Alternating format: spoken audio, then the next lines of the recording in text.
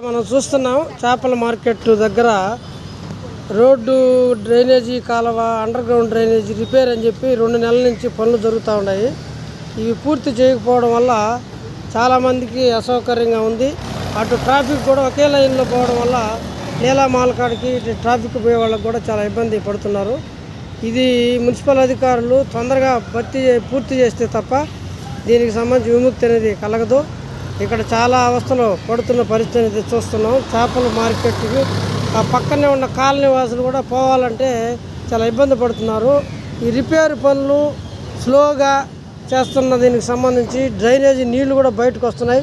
ఇప్పటికే వర్షాలు వచ్చి ఇబ్బంది పడుతున్నాయి. ఈ పరిస్థితుల్లో వెంటనే దీన్ని పూర్తి చేయాలని చెప్పేసి ఇక్కడ ఉన్న చేపల మార్కెట్లో ఉన్న వ్యాపారస్తులందరూ కూడా కోరుతున్నారు.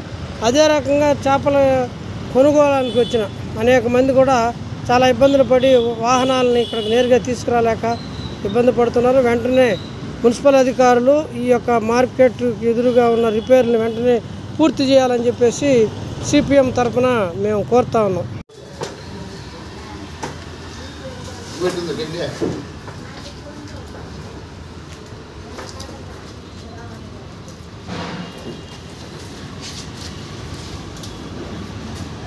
చూడండి ఎంత ఇబ్బంది పడుతున్నారు ప్రజలు.